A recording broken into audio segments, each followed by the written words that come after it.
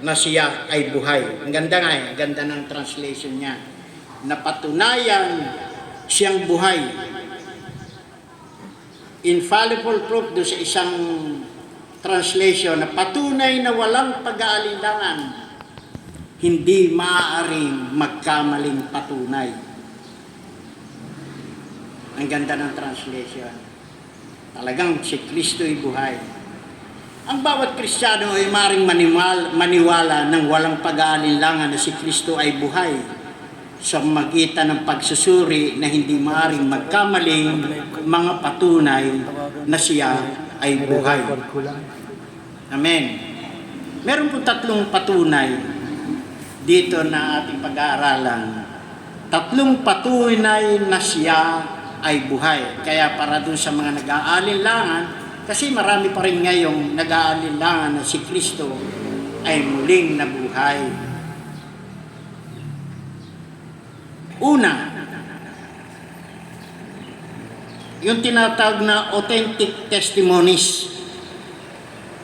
Pag sinabing authentic, genuine. Mga kapanipaniwalang patotoo. O totoong totoo. Talagang totoong totoo eh. Yun ang authentic. Pag sinabi authentic yan. Totoong totoo o kapanipaniwala. Sa batas po, mas matimbang ang quality ng testimony kaysa quantity. Kahit marami nagpapatunay, kung hindi naman totoo, ay talo ng isang nagpatunay na siguradong totoong totoo. Kaya nga sa hapon na ito, kailangan mong magpasya kung ikaw ay maniniwala sa patotoo ng mga alagad at ng mga taong nakakita sa kanya o patotoo ng mga sundalo na nagbantay sa kanilang libingan na di umano'y ninakaw ng mga alagad ang bangkay ni Jesus habang sila'y natutulog. Yung kasi ang palabas nila, ninakaw ng mga alagad. Hindi nabuhay. Kaya nawala dito, ninakaw yan. Kaya tingnan natin, narito ang kwento sa at patotoo. Ikaw na ang humatol, kapatid. Matthew 28, 1-7. Sabi ng anghel, I know you are looking for Jesus who was crucified. He is not here. He was risen just as he said. Pansinin natin yung sinabing just as he said. Sa Tagalog, tulad ng kanyang sinabi. Ang muling pagkabuhay ay hindi nagkataon po lang. Sinabi mismo ng Panginoong Hesus na siya ay muling mabubuhay pagkatapos ng 3 araw. Kaya nga kuminsan yung nakagiska natin na Biyernes Santo, Biyernes, 3 araw daw, Biyernes, Sabado, Linggo, ang pagkabuhay Lunes, ay hindi Sunday ang ano, kaya kuminsan ewan ko, baka sa bilang ng mga Hudyo, tama yun. Nabuhay siya sa loob ng 3 araw at 3 gabi. Tingnan natin yung kwento. John 2:19-22. John 2:19 at 22. Tumugon si Jesus, gibain ninyo ang templong ito at muli kong itatayo sa loob ng 3 araw. Verse 20, 46 na taon na itinayo ang templong ito at tatayo mo ng 3 araw. Sabi nila, 3 araw, samantalang tagal namin tinayo ito. Verse 21, ngunit ang templong tinutukoy ni Jesus ay ang kanyang katawan. Verse 22, kaya't nang siya'y nabuhay, naalaala ng kanyang mga alagad na sinabi niya ito at naniwala sila sa kasulatan at sa mga sinabi ni Jesus.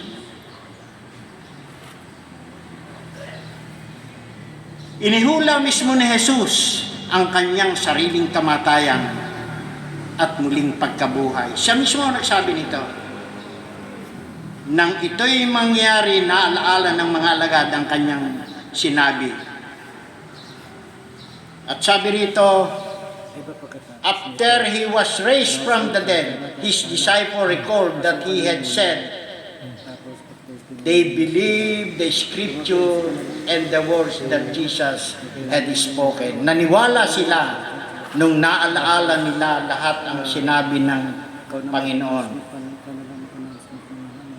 Kaya tandaan natin, pagkatapos ng lahat, ang mahalaga ay maniwala tayo sa kasulatan at sa salitang binikas ng ating Panginoong Jesus.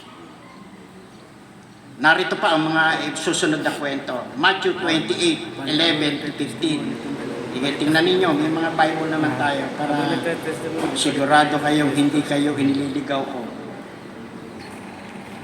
Matthew 28:11-15. Pagkaalis ng mga babae, pumunta naman sa lungsod ang ilan sa mga kawal na nagbabantay sa libingan at ibinalita sa mga punong saserdote ang lahat ng nangyari.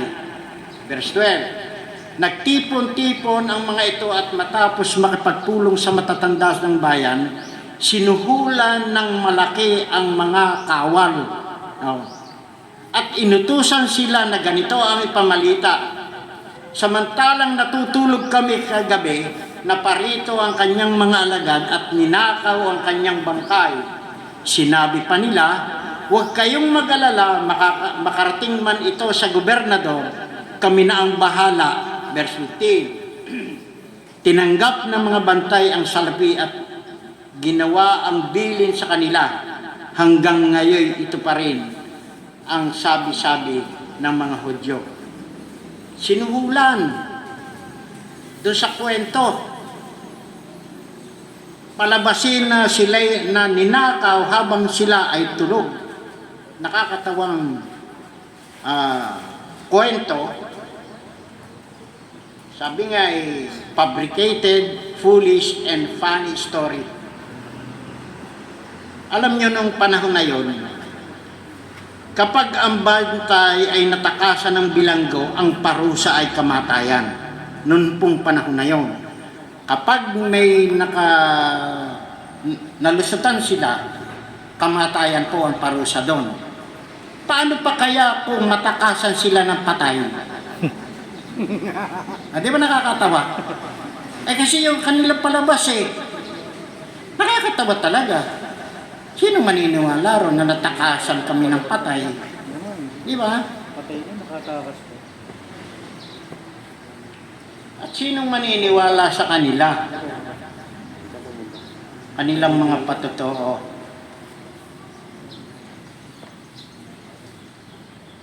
Nakakatawa. Sinong maniniwala na nalusutan ng mga fishermen, ang mga trained soldiers, Roman soldiers? Alam niyo yung mga nagbabantay sa ganyan, pili po yan, hindi basta sundalo. Yan po yung mga trained soldiers, talagang matitigas yan. Yang i-duty kay Jesus para magbantay. Tapos palalabasin nila na ninakaw ng mga alagad. Ay alam niyo ba naman yung mga alagad, mga fisherman yan. Paano maniniwalang nalusutan sila ng fisherman? Silang mga soldiers na trained? Talaga namang Kaya, ikaw ang humatol, kapatid. Ano sa tingin mo ang mas kapani-paniwalang patotoo? Ang patotoo ng mga alagad na personal nakita si Jesus matapos magbangon mula sa mga patay, o ang patotoo ng mga sundalong binayaran upang gumawa ng kwento? Kayo nang maghumusga. Di ba? Binasa naman natin ang kwento. At isa pa, pinili ng Diyos na ang magkwento ng mga kwentong ito ay mga pangkaraniwang tao. Maria Magdalena, sino ba siya? Prostitute na dati. Mga alagad, mga ordinaryong tao. Hindi ang ginamit ng Panginoon na magpatotoo yung mga kilalang tao, mga sikat.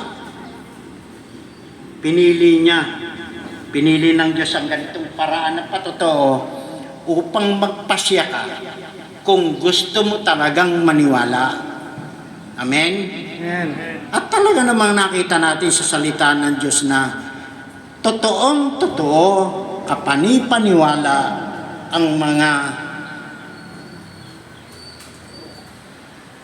patunay na siya'y nabuhay na maguli.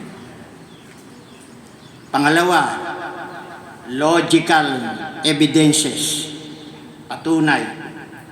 Kapag sinabing logical, ibig sabihin ay reasonable, makatwiran, o may ground.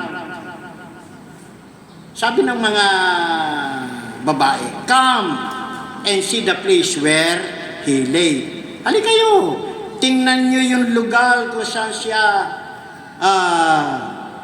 inilagak. Natural kasi sa tao kapag nakarinig, gusto nating makita, di ba? Sabi kasi natin, to see is to believe. Kaya una nating, totoo ba yan? Patingin nga. Di ba ganun tayo mga tao? Patunay eh. Logical. Patingin nga. Tingnan nyo sa Matthew 28:5 and 6. Ngunit sinabi nito sa mga babae, huwag kayong matakot. Alam kong hinahanap ninyo si Jesus na ipinako sa krus. Wala na siya rito sapat siya'y muling nabuhay tulad ng kanyang sinabi. Hali kayo, tingnan ninyo ang pinaglagyan sa kanya. Pinakitunguhan niya yung mga tao eh. Hindi na hinintay niya na sabihin, patingin nga. Kundi, hali kayo, tingnan ninyo. Patunay. Panghuli, 3 lang to para hindi tayo antukin, mga kapatid. Yung physical appearances, yung pagpapakita ni Kristo. 1 Corinthians 15:3-8.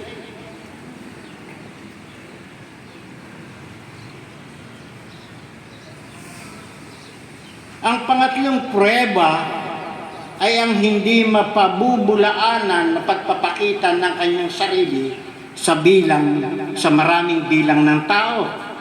Ayon kay Apostol Pablo, pisikal na nagpakita ang Panginoong Hesus kay Pedro at sa mga alagad. Gayon din sa kanya, idinagdag pa niya na mahigit na 500 tao ang nakakita sa Panginoong Hesus physically matapos siyang magbangon mula sa kamatayan sa isang pagkakataon.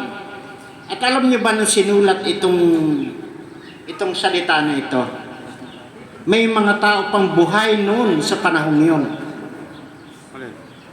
Kaya kung hindi totoo itong sinabi na ito, siguro sasabihin ng iba, nandun ako eh. Pero walang nagreklamo. Ni isa man sa kanila walang nagreklamo. Dahil totoo ang banal na kasulatan. Talagang pag sinabi ng banal na kasulatan, maniniwala ka talaga eh. Meron pa nga nagsalita na kung sinabing si Jonah, ang isdang malaki ay nilunok ni Jonah, maniniwala ako eh. Kung sinabi sa Bible, hindi naman yun ang sinabi.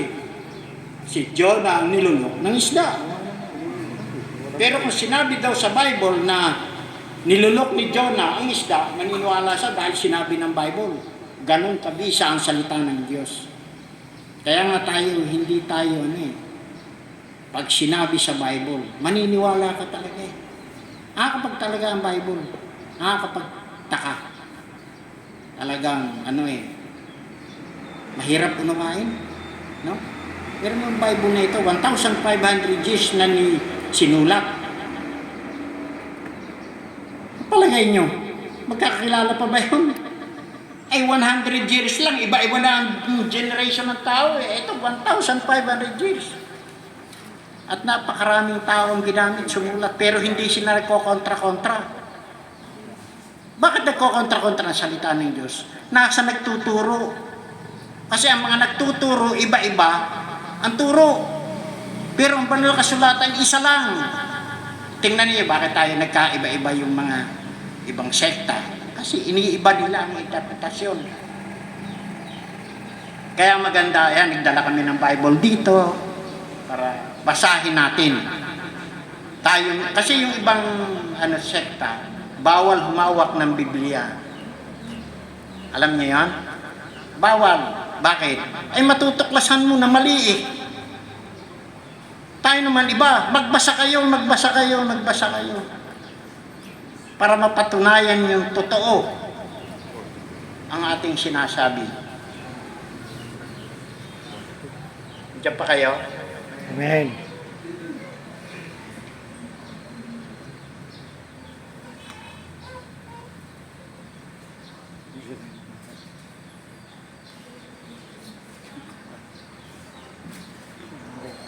Ang ebidensya ng physical appearances ng Panginoong Hesukristo ay matibay sapagkat ito ay ayon sa kasulatan.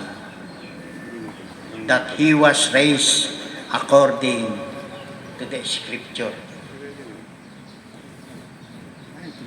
Sabi sa Bible, mapalad ang hindi nakakita ang mga naniniwala, ngunit hindi nila nakikita. Kaya mapalad po tayo kasi tayo naniniwala sa sinabi ng Biblia. Bagaman hindi natin nakita na nabuhay si Kristo, pero naniniwala tayo. Ang mga alagad kasama ng kumain, kasama ng natulog. Pero nung dinakip si Jesus, nagtakbuhan pa sila. Alam niyo ng kwento? Kaya mapalad po kayo dahil tayo'y naniwala, bagaman hindi natin nakikita. Kaya alam niyo yung dalawang ordinances sa atin sa nabili ng Panginoon, yung gaya ng ginawa nating communion. Ang dalawang ordinansa na ito ay parehas nagpapahayag ng kamatayan at muling pagkabuhay ni Jesus. Yung communion, kamatayan, pagkalibing, at pagkabuhay na maguli. Water baptism, nagpapahayag ng kamatayan at muling pagkabuhay. Kaya yung pong dalawang ordinansang ginagawa natin, yan po, nagpapahayag na si Kristo'y namatay at muling nabuhay. Amen. Wala nang umaamin, baka kakutulog na kayo eh. Amen.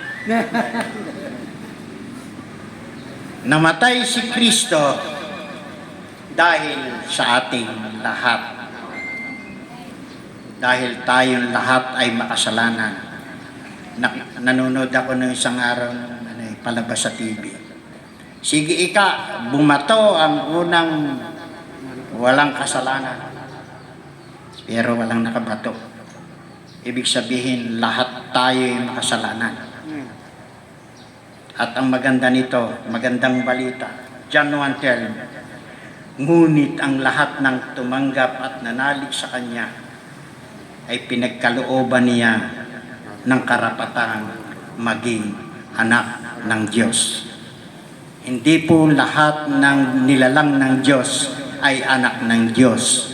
Ang anak lang po ng Diyos ay lahat ng tumanggap sa Panginoon bilang Panginoon at sariling tagapagligtas.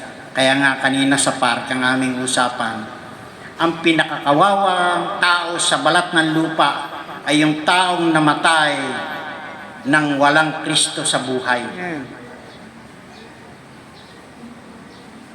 Kaya nga sa hapon na ito ang ating siguraduhin, mga kaibigan, mga kapatid.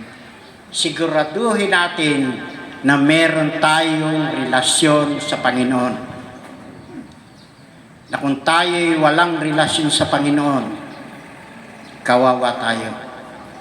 Impyerno ang ating pupuntahan. Sabi ng iba, hindi totoo yung impyerno. Yan langit. Sabi po yan sa banal na kasulatan. Na totoo ang langit at ang impyerno. Lahat pong namatay ay bubuhayin. Hindi lahat pong Kristyan lang. Bubuhayin ang mga namatay maging hindi sila Kristiyano. Kaya lang ang problema, dagat-dagatang apoy ang iyong pupuntahan. Kaya kawawa.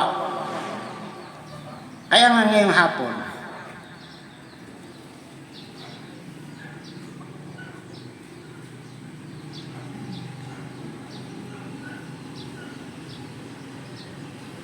ito na ang pagkakataon.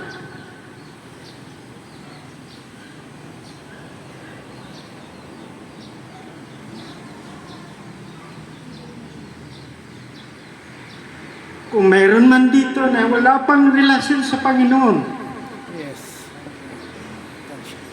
iniimbitahan kita. Kawawa ka. Ito na ang oras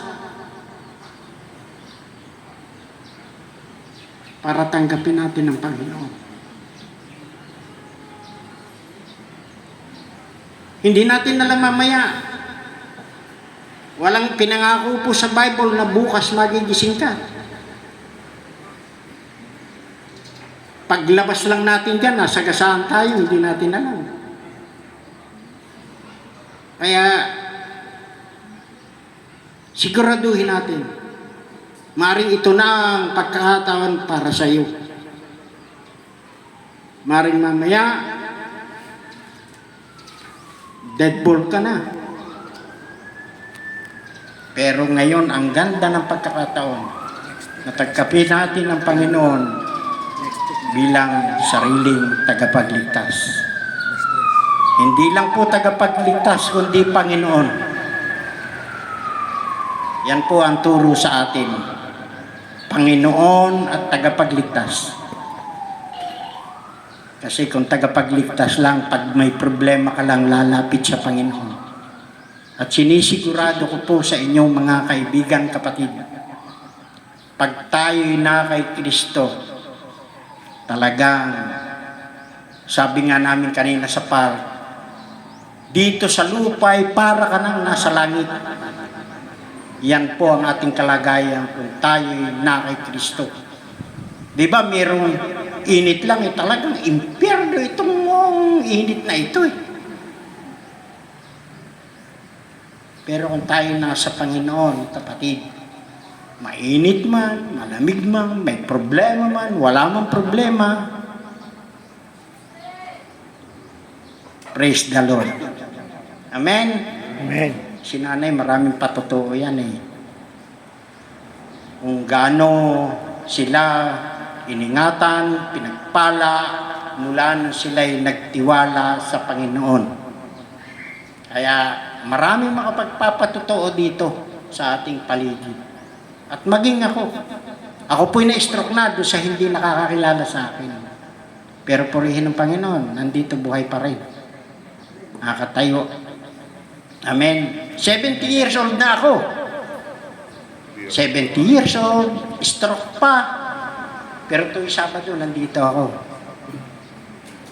Nag-aaral tayo ng salita ng Diyos. Amen. Amen. Gusto niyo tumulad sa akin? 70, malakas pa. Nakakala ko stroke. Ay, si Monching. Oh. Tingnan niyo si Monching. Huwag lang stroke. Talagang tinaningan na yan ng doktor. Pero sabi niya, mas may doktor akong mas makapangyarihan. Kaya siya, tingnan niyo. Hindi pa kukunin ng Panginoon yan. May gagawin pa yan. Patayin ko pa. Kaya sabi ko nga kay Mon, huwag mo munang tapusin yung ibinigay sa iyo ng Panginoon na iniutos na gagawin. Kasi pag tinapos mo na, kukunin ka na. Kaya maging busy tayo. May church na oh. Oh, yan. Pero kahit may church na, marami ka pang gagawin dito. May church na oh. Yun nga ang sabi ko kanina. Ngunit ang lahat ng tumanggap at manalig sa Kanya ay pinagkalooban niya na maging anak ng Diyos. Kaya nga mga kapatid, ngayong hapon, bibigyan namin kayo ng yung mga taong wala pang tunay na relasyon sa ating Panginoon. Bibigyan natin ng pagkakataon ngayong oras na ito na tanggapin ninyo ang Panginoon bilang Panginoon at sariling tagapagligtas.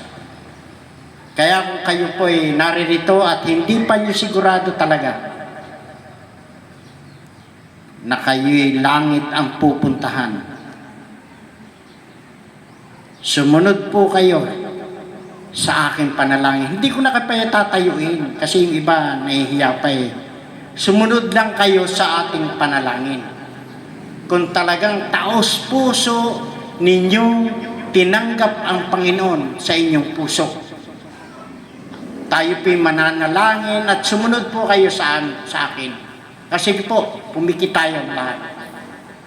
Panginoong Hesus Kristo, sumunod po kayo sa akin, yung gustong sumunod. Ako po ay makasalanan. Inaamin ko po na hindi ko kayang iligtas ang aking sarili. At ako'y mapapahamak ng hiwalay sa iyo. Patawarin mo po ako sa lahat ng aking kasalanan mula pa nang ako'y bata hanggang sa mga oras na ito. Ako po ay naniniwala na ika'y namatay, inilibing at muling nabuhay. Umakyat sa langit at muling babalik.